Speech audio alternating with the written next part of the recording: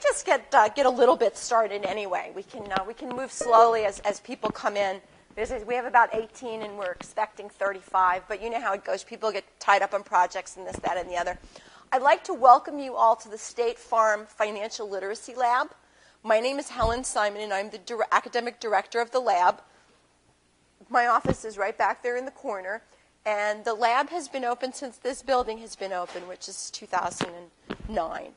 And what we do here is finance stuff. And for a long time, we were called the Capital Markets Lab. And then one day, the executives from State Farm Insurance came to visit. And they were just really nice people who I happened to get along with really well. And they were joking, and they said, "Oh, gee, how can we get involved with this? This is a really nice place." I said, "Well, you can sponsor us and write us a check." And you know what? They did. They said, "But what you have to do is you have to do over the next 4 years at least 8 community service projects for financial literacy." Well, we were already doing them. We teach high school. I don't know if any of you have any kids that go to Christopher Columbus or Berlin High School, but we have groups from there that come in on a regular basis for financial literacy training, and they're getting quite up there. They were doing options the other day when I walked by, and I got a little nervous, but they seemed to know what they were doing. So we also just started, J.P. Morgan sponsored a group of students from Northwestern High School in Liberty City, and they came in for the first time 2 weeks ago, and I was very, very impressed. We had 20 of their students come in, and they were very participative. And our other group that we have 7th and 8th graders. I live in Broward County, and that happens my local Catholic church, which happens to be under the auspices of a friend of the family who's the Monsignor, who is always yelling at me for not going to church. I went into him and I say, "I may not be a good churchgoer, but I'm a good person, so I'm going to do this for your kids." And the majority of their kids are on scholarship. It's a Catholic school. And so we're doing financial literacy training for 7th and 8th graders. See, I have very personal motives for this because I figure these are the people who are going to be running the country when I'm in the nursing home, so I want to make sure they know what the heck they're doing. So we've got the high school students. We've got the 7th and 8th graders.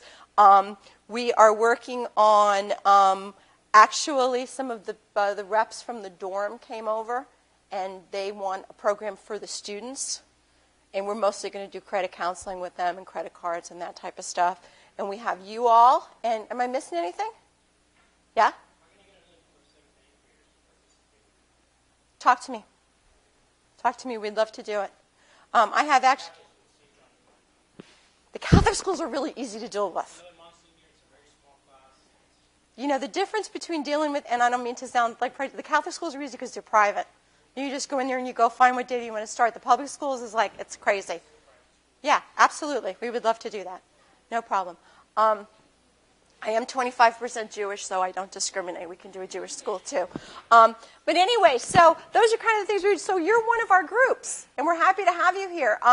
I contacted Kate Komenars, an employee assistant, and I asked her to help me with this to get people here, and boy, did she ever do it. So I want to thank Kate.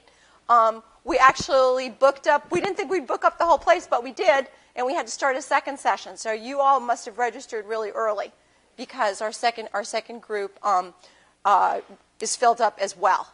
So just to tell you a little bit about me, and I'm going to introduce my staff to you. My background is I was a financial advisor for 20 years. I started when I was like 3.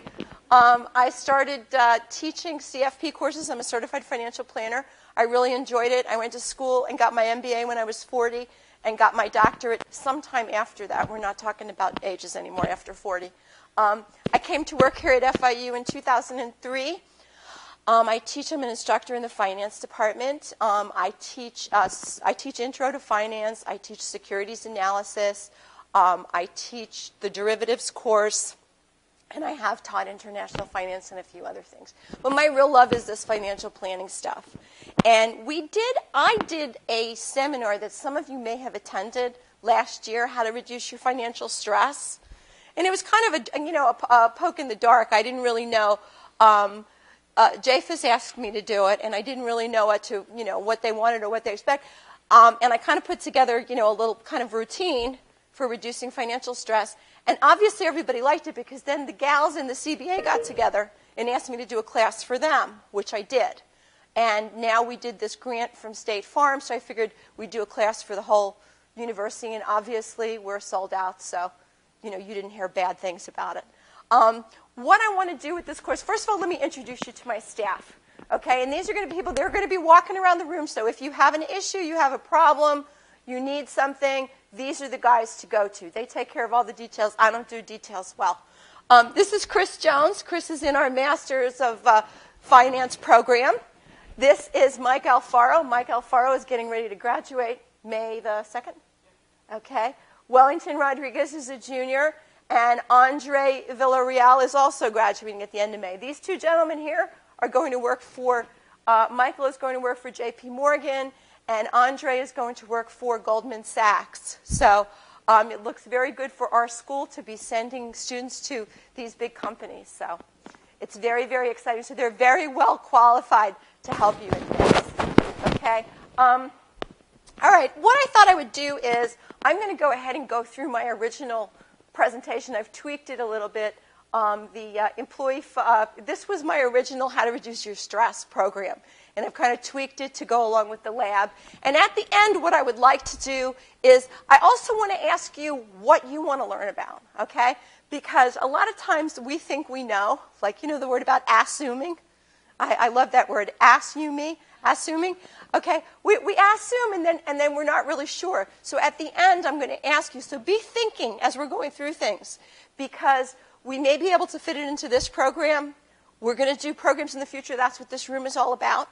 Okay, government and companies are giving tons of grants for financial literacy, so we can do a lot of this stuff, which is wonderful, because the whole thing you work at the university, it's all about money. And if we can get money to do stuff, great. So if you have ideas for me, we can find the money to do it. We can do this until we're all ready to I was going to say graduate, but retire. But before we do that, we do something in our finance meetings, and we do it with actually some of our groups that is really kind of fun. You're going to think it's corny at first. But anybody know what an icebreaker is? Well, we have this icebreaker that we do. And actually, does anybody know Carla Maria? She works in the School of Public Health. Yes. She worked for me for a while. I love her. She is a doll. Well, she's come up with this idea of icebreakers. And she created this ball. And what we do with this ball is we throw it around the room. And you have to catch it. You can't run away from it. You've got to participate.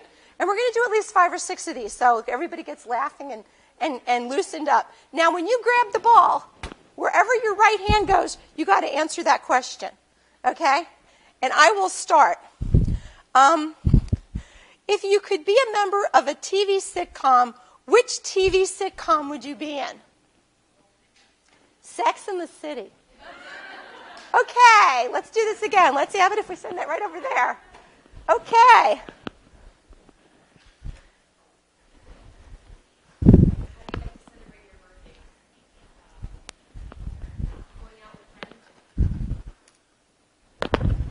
Going out with friends.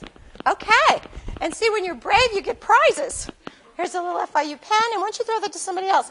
And a State Farm keychain, because State Farm is paying the bill today, so we have to give out goodies for them. Okay, woohoo! Ah.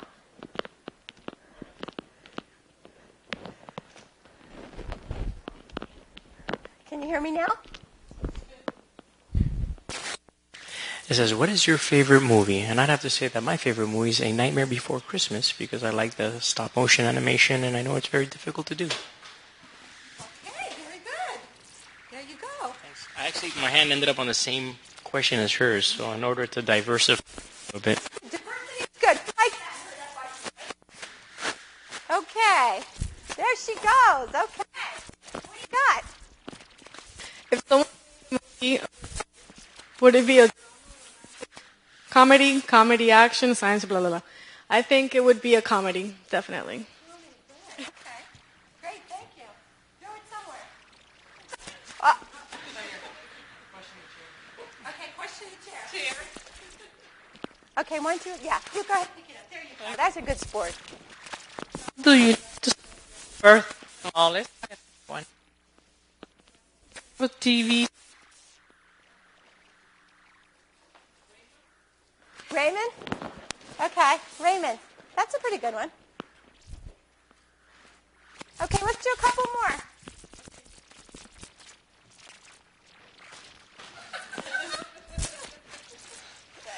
You notice nobody wants to get this thing.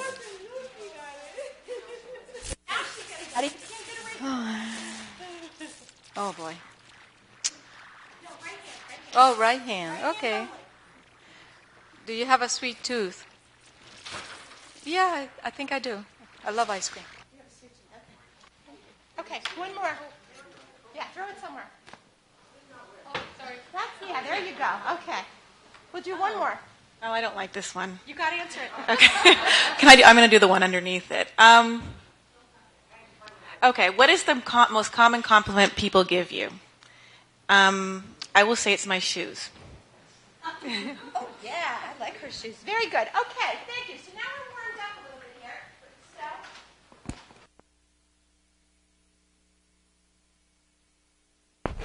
It doesn't sound very good, right? Turn myself on. Okay. Okay. Like I said, I will have a copy of this presentation for you later on. Okay? But the presentation, FIU, Employee Financial Literacy Program. Okay, now, I'm going to give you a kind of a rundown on what we have scheduled so far. It's not written in stone. We can change things. But this is the basic outline. Our next meeting is February the 21st. April. But you knew what I meant. Just checking to make sure you were awake. Okay, April 21st, credit and banking. That's going to be with Samantha Davis, and that's her that's one of my interns. She's not here today. She's sick. But that's her area of expertise. She does a great thing on credit cards. And we're also going to have one of the reps from State Farm come in and talk to you about your credit score with regard to insurance, which I thought was something really interesting. Like when you go and apply for insurance, they run a credit score on you. And based on the grade that you get, that affects your insurance rates. So we're going to have Michelle Carter come in, who is a financial services technician from State Farm. She's not a salesperson. She's not going to try to sell you car insurance, but she's going to talk to you about that. Then on April 28th, we are going to have Michael and Wellington are going to talk to you about investing basics. And we find people really like this. We go over the basics of what is a stock, what is a bond, all that other kind of stuff. And basically, what we're going to try to do is we're going to try to kind of gear it to you. If you're getting bored with it and we need to ramp it up a little bit, let us know, okay? Because like I said, we're in kind of a phase right now where we don't want to give you something that's going to bore you, but we don't want to go too fast either. So we need you to kind of interact with us and let us know. And then the final session is going to be May the 5th, and that's going to be personal financial planning, and that's going to be with me, okay? And I usually find that people have a lot of questions when it comes to their retirement plans, what should I put my retirement money in, all that other kind of stuff. Can anybody tell me what the fixed rate account in your 403B pays? Nobody knows? What do you think? It's a little more than that. It's 4, actually. So the last time we had this session, I had a lot of people that were very concerned about the stock market, and rightfully so. And they said, but there's nothing else to do. The fixed account doesn't pay anything. I said, well, listen, you know something? If you can put your money away and be sure that you're going to get 4% year after year after year, it's not a fortune, but you know it's going to be there. So that's the kind of stuff we're going to talk about, okay, in personal financial planning.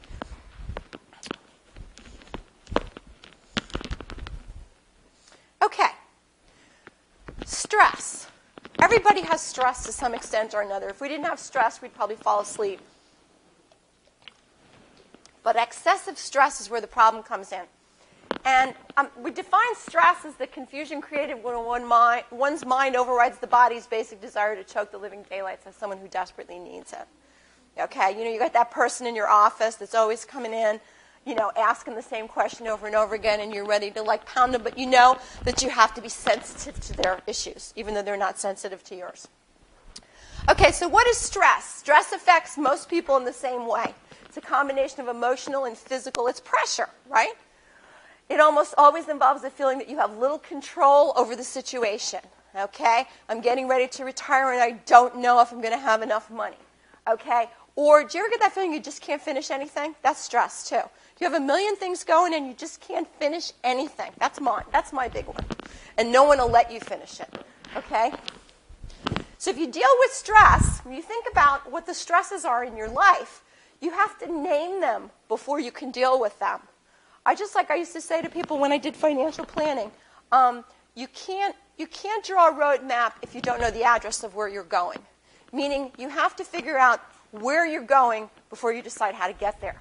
Okay? So sit there and think to yourself, what causes you stress in your life? I'd say a lot of you are going to say money, financial things, especially in this day and age. Okay, surveys say that the leading cause of stress for most people is money. And actually, this was even in 2005. So I would say right now with the foreclosures and all that other kind of stuff, it's getting even worse. This life care company did a survey. 23% of the respondents called financing the leading cause of stress in their life. When you think about it, what's the two reasons people get divorced? Anybody tell me? And what's the other one? Sex. Sex and money. Exactly. Okay? So, if you're curious, you might want to go home and Google what is the leading cause of stress in people's lives. I would say you're going to see a lot of articles on finance and that type of thing. Okay. And also, when you have to make a big purchase, it's really stressful. Who gets stressed out when they go to shop for a car? I know I even do. You just think, yeah. And especially, guys, let me tell you something. There's nothing worse than being a girl going to look for a car because they think you're automatically stupid. Even when I pull out my financial calculator and start telling their calculations wrong, they still look at me like I have 4 heads. Okay. Somebody loses a job. That's stressful. You have a married couple. Maybe the wife is still working. The husband loses his job. That's financial stress. Students stress over paying for education. Baby boomers and older senior citizens find that their retirement income can be a major cause of stress. So there's a lot of things. But what we're going to try to do in this little course that we're going to offer you is at least open your eyes a little bit, educate you a little bit, so maybe you can lessen that stress, because knowledge is power, okay? Unfortunately, in this day and age, we've become a culture of what we have instead of who we are, okay? Everybody's got to have the just-so shoes or the just-so this or the, I'm not picking on the shoe lady because I'm a shoe lady too, but, and your kids, and I feel sorry for parents that I see. The kids have to have this and they have to have that. And, what do you do? And then there's companies sending you credit cards and go charge. I was on a cruise one weekend. Cruises are great deals, by the way, if you want to go on a little vacation. And I was at the spa, and I was getting a massage, and now they hire doctors on cruise ships to do, like, Botox and injections and stuff like that. And there was a lady there, and she's talking to all these different people, and she's trying to sell, the Botox and the injections. And she looks at this one woman, and the woman was trying to get out of it. She said, I really can't afford it. And this is the doctor, looked at her and said, oh, put it on your credit card and don't worry about it. I was like, my gosh. I looked at her and I said, you really think that that's the way to do it? She said, absolutely. So it's like, okay, you're not putting any needles anywhere near me. Okay? And bankers, don't get me wrong, bankers are great. Okay? But sometimes bankers give you more money than they should. What happened with the housing crisis in 2008? Do you all know what happened? Bankers overloaned money on inflated house prices, gave people adjustable rate mortgages, and then when the rates went up, the people couldn't afford anymore. Okay? So I will tell you now, this is my personal soapbox. I blame the people a little bit, but I blame them too. They never should have done it. Because if you remember when you apply for a mortgage, how many pieces of paper do you fill out, do you sign? And you can't read every one of them. They say, oh, you should read what you sign. Well, you know what? Do you ever try to read what you sign? The people keep saying, you don't need to read that. You don't need to read that. I'll tell you what it says. Okay? But I blame them a little bit. But you know what? The time to say it's not my fault is over with. Okay? You need to take control of your own life, like Susie Orman says. You need to take control of your own life. Okay? You need to just say no to evil bankers. And let's talk about credit cards. Now, I don't want to show of hands because I don't want anybody to be embarrassed. But you need to think about this to yourself. If you carry a balance on your credit card, you're foolish. Okay? The credit companies, there is none of them out there that isn't a double-digit interest rate. Okay? Do not, if the number one thing, if you can do to change your financial profile, pay off those credit cards. Before you put money in a retirement account or anything, pay off those credit cards. There's good debt and there's bad debt. Good debt is a decent fixed rate mortgage, okay? You have to borrow money to buy a car, absolutely. But when it gets into the Macy's card, and I know they drive you nuts with those coupons, trust me. I have a stack of them at home, okay? And I almost like, well, I've got like $320 off. I have to go buy something, okay? But don't let them do that to you, okay? So the number one thing, your goal should be, pay off the credit cards. Yes, ma'am? Yeah. Where's my, hold on, let's get the microphone. I paid off 2 credit cards, but they canceled it, so it eventually affected my FICO score. So I don't know if... That's a temporary thing. That's a temporary thing. Your FICO score will adjust. More important, yeah, the FICO score is important, but it's more important to get rid of that debt. Or, you know, the other thing is pay them off and don't run balances. You know, maybe charge a little bit. I'm going to tell you what you really, when you get really good at this and you have really, really good self-control, you should be making money off the credit card companies. Okay? And let's talk about how we can do that. Anybody tell me how you can make money off the credit card companies?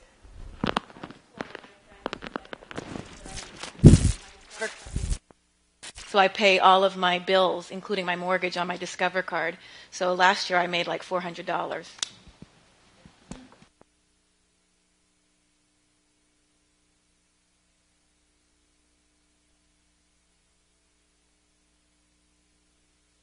They have a program going, they have the point system too.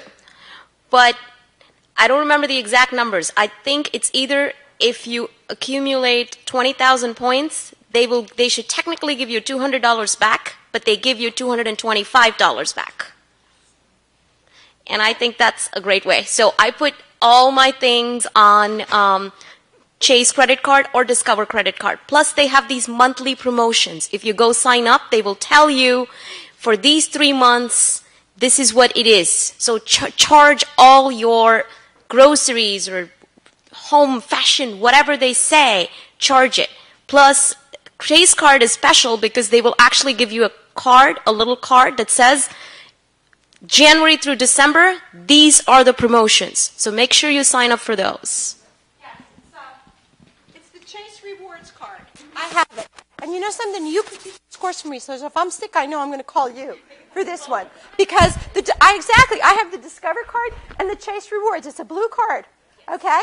And if you get up to 20,000 points, you get $225. And you know what I tell people? Make that your mad money. So when you get that $225 check, go buy some shoes. Okay? That kind of stuff. Did you have a comment? Yes. Bank card, and they give me miles so I can fly. And every time I use my debit card, I accumulate miles. So I think that's great because I'm using the debit card, you know, every time I pay. Just do a calculation and make sure that what you're getting, if they're only giving you a minimal amount of miles per dollar, you may be better off with the Chase Rewards card or the Discover card. But you need to do that calculation. Like, what's an average airline ticket? Like $400, $500? How many points do you need for that? So you need to do that calculation. Okay? Because I have a Visa card, no, a BJ's Visa, and it says you earn 3%. That's what they're talking about, those credit cards that they're talking about, you get 3% off? Yes. Yes. Okay. And let me tell you something about, they're sneaky.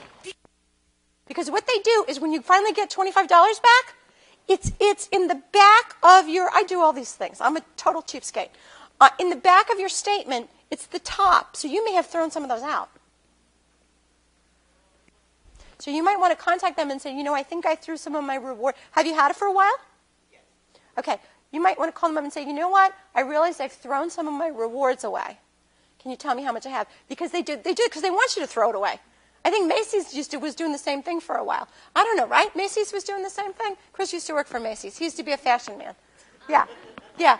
But, so that's what it is. So it's 3%. Yeah, because, and I don't go that much. I mean, I maybe spend $200, $300 a month, and I've gotten a couple of them. Yeah, so.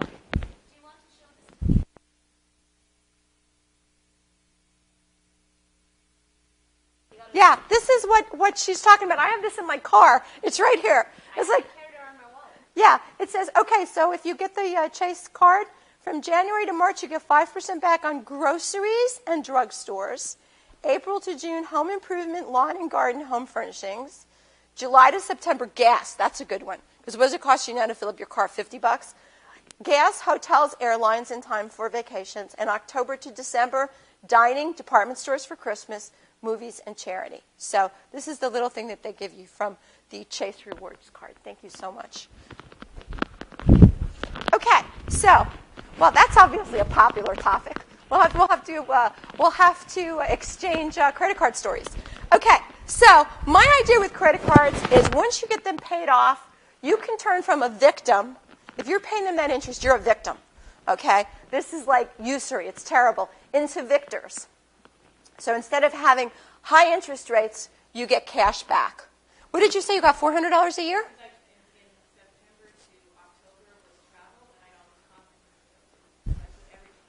There you go. There you go. Exactly. Excessive spending. Okay, make it into a budgeting tool. Use your credit card as your budgeting tool. Anybody here use Quicken? That's okay. That's okay. Get the basic Quicken is free. So if you go to quicken.com, the basic Quicken is free, and start keeping track of what you spend. It's the easiest budgeting tool in the world. I know the word budget is a horrible, horrible word. It sends shivers down your spine. But if you really kind of sit down and figure out what you're spending money on, it becomes a fun game after a while. When you're sitting there and you're looking at, everything, what you do. So I would say go to quicken.com and download the free trial. Hold on for 1 second. Go ahead, over and... You mentioned quicken.com. How about those other websites that are online, like mint.com? There's some other ones as well. Are those just, I don't know if they're the same thing or if Quicken is a better tool than those online websites? Well, they're similar. Okay. Quicken is the oldest game in town. Okay, they've been around for a while. I've used Quicken forever. And let me tell you something. Does anybody here do their own taxes? Oh my gosh, I'm so impressed. Do you know that you can download Quicken directly into TurboTax? Which is very nice. If you ever, say for instance, if you ever have any self-employed income, like maybe you decide, you're going to go start a little business or something like that, you can put that in Quicken. I'm familiar with Mint, but I don't know if it has the abilities to Quicken. All of my credit cards download directly into Quicken, which another thing, when you download your credit cards directly into Quicken, you can keep a finger on if somebody is stealing your identity or using your credit cards. I download my credit card information at least once a week. And I look and I make sure I know what all the charges are. Sometimes you forget you charge somebody, they have a funky name. But in general, I look and make sure that I know all of them. But, anybody use mint.com? Anybody use Money? There's a couple of different ones. I'm sure they're all good. I just say Quicken is just the one that's been around the longest. That's all. Okay, so now some resources as far as what's important to you in a credit card.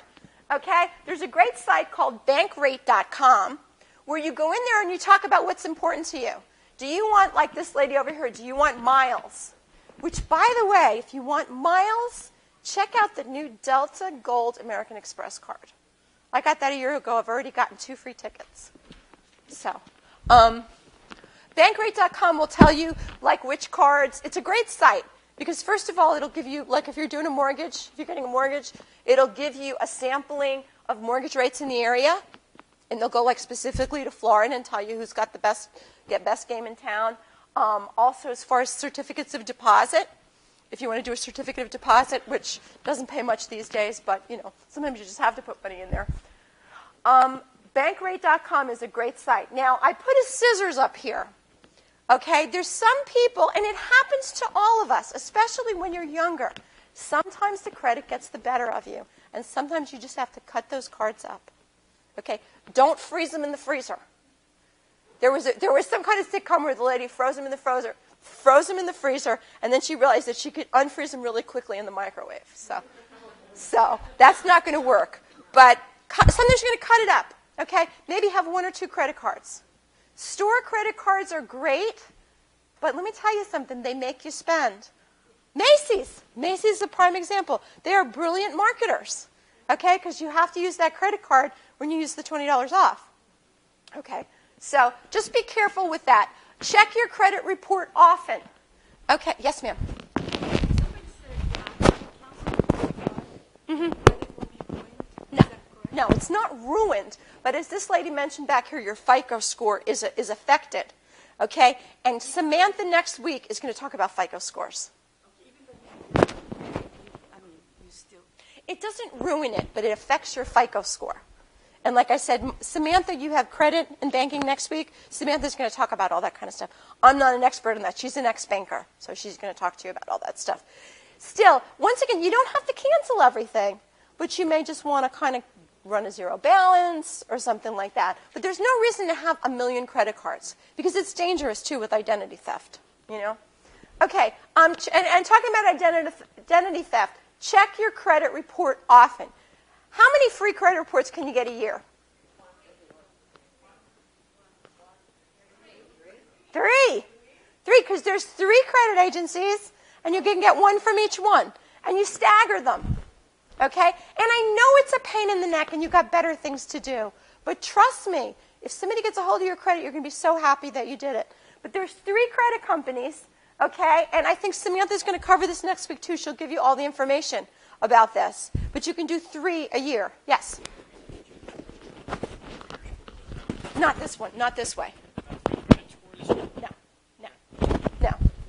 Okay, and then once again, I gave you the Quicken site down at the bottom here. So if you're not doing your budgeting and you're not keeping track of your money, you can do that. Okay. I love this word. A frugalista? I heard this on a TJ Maxx commercial. People who keep up with fashion trends without spending a lot of money. Frugalistas stay fashionable by shopping through alternate outlets, online auctions, secondhand stores. Secondhand stores are a great place to buy things. If you're going to go up north and you need a coat, go to a secondhand store. Classified ads.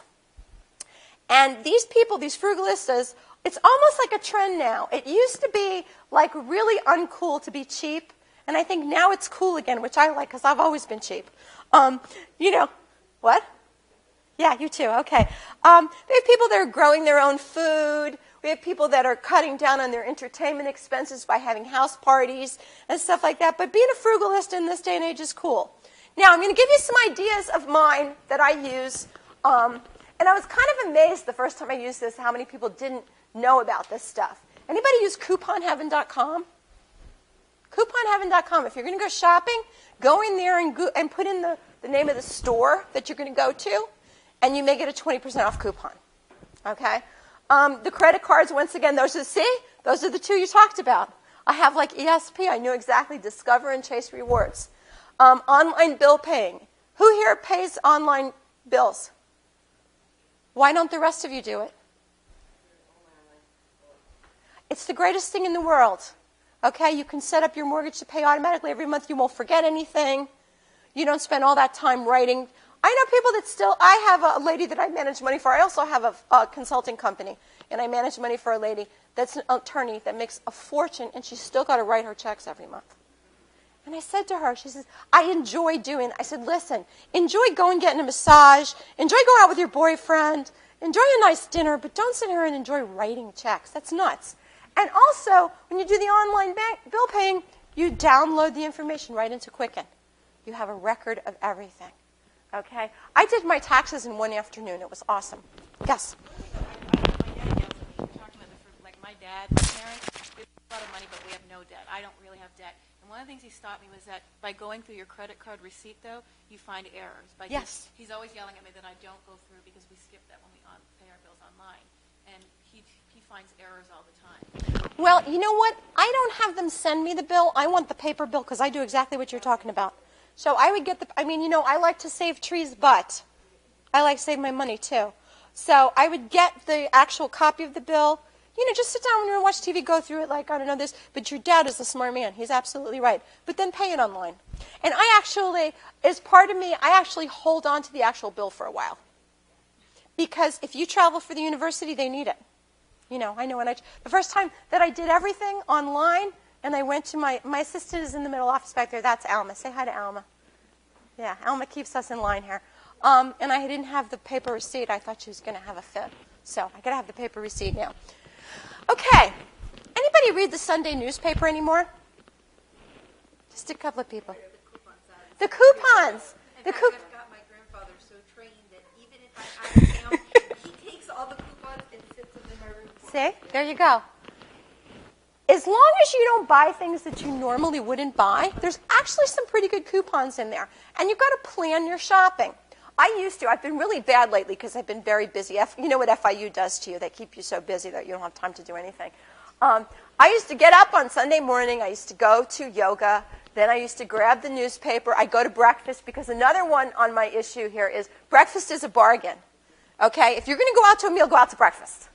Okay? Because it's cheap. It's actually a pretty healthy meal. But I used to get my Sunday newspaper, go out to breakfast at my favorite little bagel place. And I used to sit there and go through my coupons, and I used to plan my shopping for Sunday. I used to say, okay, well, I have to go to Whole Foods, and then I have to do this, and I have to do that. And I planned it so that I wasn't, running out on Thursday night at 8 o'clock because I don't have any chicken for dinner. Okay, I actually planned it. Like I said, I've been bad lately, but organize your shopping trips. Because you know what else? When you don't organize your shopping trips, you spend extra gas. What's gas now? $4 a gallon? Holy Moses. Really? I haven't gotten gas in about a week, so because my fellows and I were in New York last week, so we were taking trains and buses. Okay, have your cocktail at home. On a Friday or Saturday night, there's nothing better than going out with your significant other or your boyfriend or your girlfriend or your buddy or whatever and going and having a nice dinner somewhere. Have the glass of wine at home. What is an average glass of wine in a restaurant? $11? You know what? I mean, the restaurant is not going to be happy with you, but oh well. If you're going to have the second one there, okay? But have your first drink at home and save yourself with 2 people. That's $22. Okay. Groupon. Does anybody know what a Groupon is? Oh my gosh, aren't they the greatest things? Groupon.com. If you go in there and you put the city that you live in, they will send you every day a Groupon. Okay, and it's cool stuff. It's like half price in restaurants. If those of you that are into massage, maybe you get a massage for half price. I just got one for a new yoga studio, unlimited for a month for $49. Oh, where's that? Bombay and Fort Lauderdale. Okay, but if you go in there, if you live in Miami and put in Miami for it, you'll get that thing every day. Now, don't get to the point where you're buying things that you shouldn't just because they're cheap. But if it's something if you're already going to go out to dinner on Saturday night and they're actually nice restaurants, you say, hey, I'll spend $20 and I'll get $40 worth of food. Okay? Florida restaurants run great specials in the off season. We all know that, right? Tourist season, you might as well stay home. There's traffic. There's snowbirds everywhere. But I don't know about Miami, but I live in Fort Lauderdale. And off of Las Olas in the summertime, they have great, great deals. So that's the time to go out and try all the local restaurants. Okay, anybody ever hear something called the latte factor? This lady back here, she's good. Okay, the latte, how many of you buy Starbucks coffee? Okay. So have you ever figured out how much you spend a year in Starbucks coffee? A lot. There is actually, and I want you to go to this site. When we send you the PowerPoint, go to this site because it's going to talk to you about what you could do with that money, okay? Because they were talking about people spending $800 a year on coffee. That's insane. My kids used to do that, and I went and I bought them a coffee maker. Nobody uses it now, but I went and bought one of those little Tassimo things, okay? Anybody read the book The Millionaire Next Door? It's a great book. It's old. You can probably buy it used online. And it's by a guy by the name of Mike Stanley, who's a professor in University of Georgia. And he talks about, he did surveys about what's different about millionaires. And the average millionaire doesn't drive a nice car, has lived in their house for a very long time, doesn't change jobs often, doesn't move often, and it's a great book to see the difference between people that have money and people that don't. And it's those little things. I'll never forget, as I mentioned, I was a financial advisor. I still am to some extent. And I took this lady on as a client, very nice lady, but not particularly wealthy. And her husband had passed away. And she said to me, so how long do I have to keep my car for? And I said, well, you really should keep a car like 8, 10 years. She started crying. She said, I used to get a new one every 3 years. I said, why? And she'd put like 6,000 miles on it. She wouldn't go anywhere.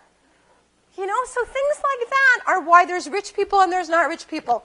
I taught a term at Broward Community College, and I taught an intro to business class for freshmen, and it was awesome. I had such a good time. I made them read this book, and I made them give a presentation. And a lot of them get up there and go, oh, my God, this is my parents. We have this big house and a BMW in the driveway and nothing in the house.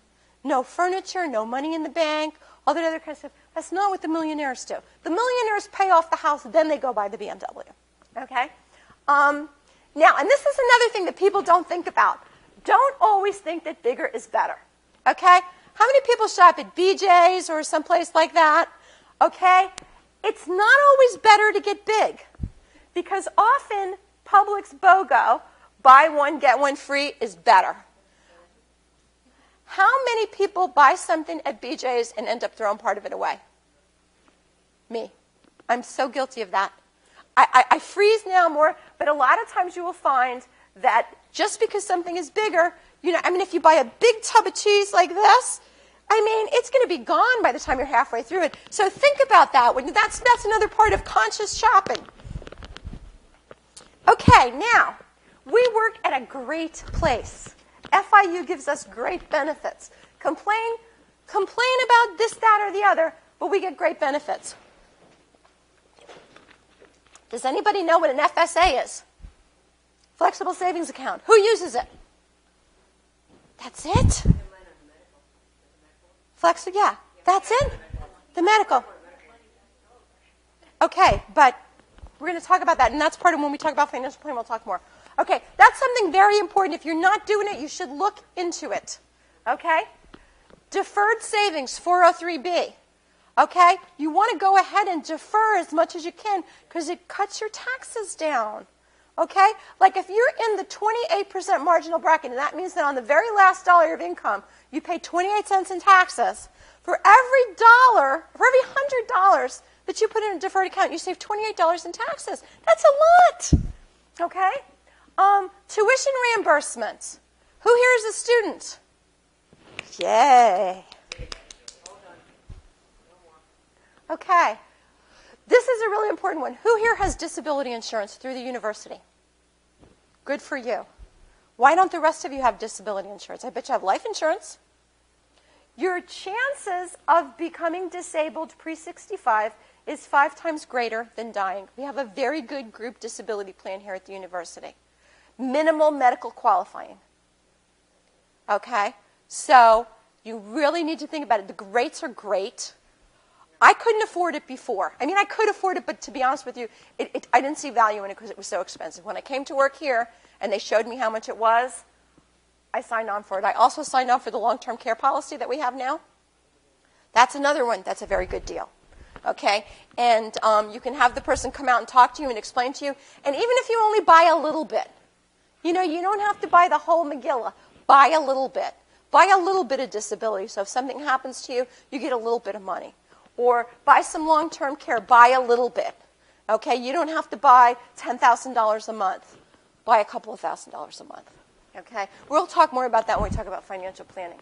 Okay, life insurance. Okay? Have you ever sat down and figured out if you have enough or too much? Life insurance agents do a very good job of selling us life insurance. And sometimes they sell us way too much. Okay? Because you have to figure out who is going to suffer a financial loss if something happens to you. I'm a single woman. I have no dependents. I just have the life insurance that they give us here at the university, and that's it, because I don't need it otherwise. If I had children or something like that, it would be a way different story. Okay? But I don't really need it. So something you have to figure out is how much do you really need? Now, also, another thing we have through our employee, our Blue Cross Blue Shield, and you can go into this, I think, even if you don't have Blue Cross Blue Shield, there's a bunch of discount programs. If you're going to go to the gym, there's a discount. There's a lot of, like, I know we have vision and dental insurance, but I don't particularly care for what we have. Yeah? Yeah. They have on through their site where you can look up different vendors in your area Right. to get discounts on gyms. And Exactly. Stuff like that That's what I'm talking about. So I think admin is probably very much similar. Okay. Those. You have to have an insurance. I mean, you have to have the Blue Cross insurance to use it. Yeah, but if you don't, you have the AvMed, and you can use the AvMed one. Okay, but just go on the site and look. There's some great stuff there. Okay, even if you save 10% here or 10% there, you know, it's all good. Now, let's talk about the flexible spending account. I'm going to give you an example. Does anybody here take Zyrtec? It's a very popular medication. Okay, you take it for allergies, right? Okay, and you buy it over the counter. It's not prescription. It's actually, it really stunk when it went over the counter because it ends up costing you more than the prescription does, right? Okay, but I used Zyrtec as an example because I used to take it. Now, if I go to drugstore.com, I can buy 45 Zyrtec tablets for $25. Okay, that's a pretty good deal. That's $55 a pill, or $202.78 per year after taxes. So in other words, I pay taxes on the money, and then I spend $202.78. Now, if I decided that I was going to take just $202.78, okay, or let's say $300, and put it into my flexible spending account and pay for that Zyrtec with pre-tax dollars, look what I save. Okay, I save about $57 just on that. Yes, ma'am. Okay, wait a minute. We got to. Where's her? I'm sorry. Ask that question again. How do you spend the money from the FSA? Is it included? Okay. Okay. There's two ways. There's a credit card, and some of you that have the FSA, you got the blue credit card this year. You can do that, or you spend it, and when you go to like Walgreens, it's going to have a little F before it, and you go online and you get a claim form, and you fill out the claim form. You send it in, they send you the money back. Okay. So right. One sign up for this any time of the year? Or? January. Oh, no, September. You know when we do our benefits? Oh, okay. September. So think about, and I'm going to talk to you about some of the stuff, and we'll talk about more of this in financial planning. But, I mean, this just here right now I could save you $57 a year, the young lady in the back there. Okay, $57 a year, you can take me out to dinner. Okay, now here's some other eligible stuff. And I think Japhus, who's in charge of our, he's our head of HR, he got very upset when he saw the Trojans. But I just wanted to make the point that these are some of the things that you can pay for with your flexible spending account. Okay? You can pay for reading glasses, Aleve, Trojans, Benadryl, Accutane. If you need a heating pad, you're going to go to the gym. Say, for instance, you want to quit smoking if you smoke. Okay, all of those things. Now, it's a new law this year that if you're going to buy certain kind of vitamins, as long as you have a prescription from your doctor, you can pay it out of this. So what you do is you go to your doctor and you bring him some flowers and or something like that and say, hey, listen, could you write me a script for my vitamin C? And you can pay that with pre-tax dollars. If the doctor says to you, take a multivitamin, say, write me a script. And keep the script, make some copies of it, and send it in. Okay? Some other possible FSA eligible expenses. Now, once again, I'm not a CPA, but I will give you some ideas, okay? IRS publication 969. You can go into irs.gov and download publication 969, and it'll give you some of the ideas of some of the things that you can take off. Now, I realized the other day that I bought a bunch of sunscreen and I threw away the receipt. Sunscreen, which I buy at drugstore.com, and I buy the good stuff, like 55. Okay, medically necessary vitamins need a prescription. But realize, once again, you pay that with pre-tax dollars. It's a nice discount. Okay, so, lady over here says she doesn't have money. She can't afford it, okay? If you're in the 28% marginal tax bracket, which is not that high, and I got news for you folks, taxes are not going to get any lower than they are right now. They're going to go nothing but up. We got to pay for all these wars and all this other kind of stuff. And I'm not going to talk about politics, but it's as low as it's going to get right now. It's only going to get worse. So if you're in the 28% marginal tax bracket and you spend $500 of FSA money, you save $140.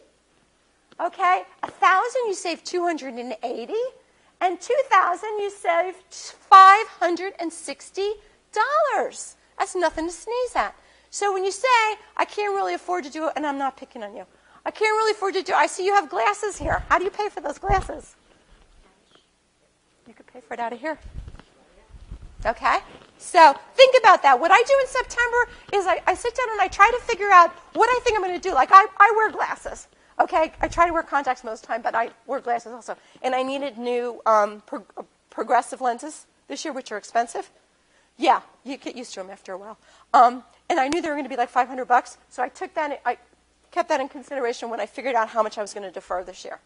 Okay? Did you have a question? How much money you're going to spend and pay it all in September? Yes. Okay. You don't pay. In the sense that you kind of put it in an account. You don't pay it all in September. What you do is you tell them how much you want them to take out of every paycheck. Like if you want them to take, yeah. So if you want them to take out like $20, a year, and you have 26 paychecks, that's $500 and something.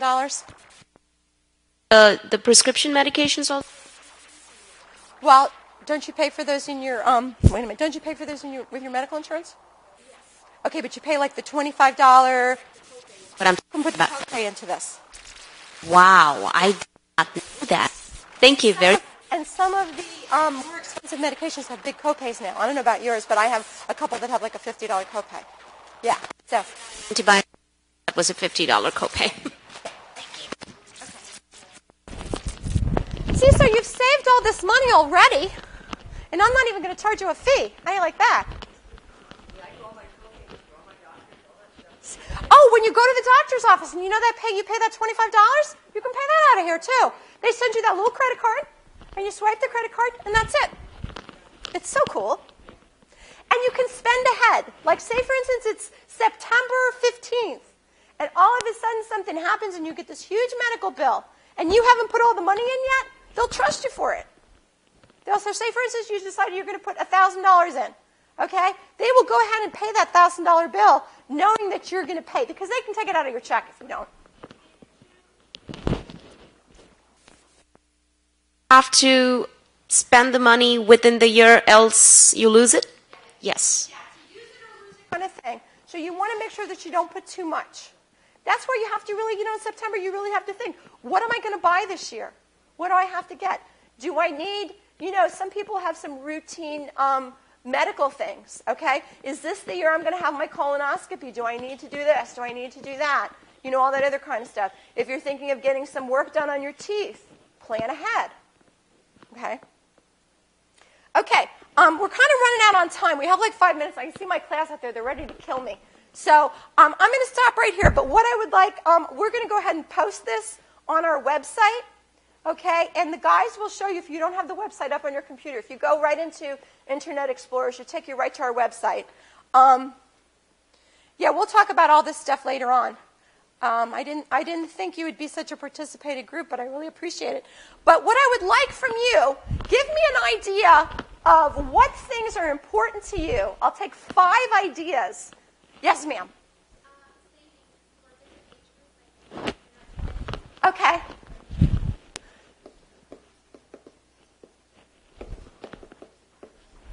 That's a good one. Like how much you need to spend, right? You need to save. And what you should put it in. So we call that asset allocation. Okay. Another idea. Yes, ma'am. What? Retirement savings. Okay.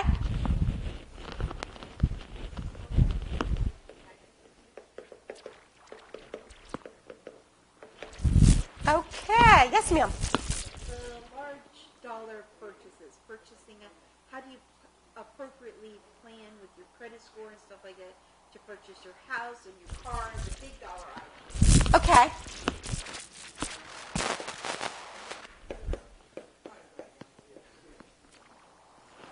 Okay, I'll take one more. Yes, sir.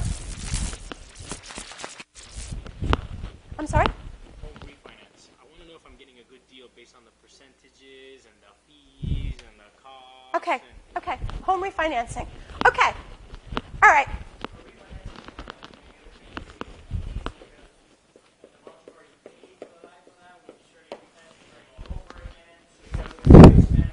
Gotcha. So I think we probably need to include something about just buying a house in general and how to pay for it. Or a car. Okay, or a car. Or a car. Okay, I'll take one more. One more.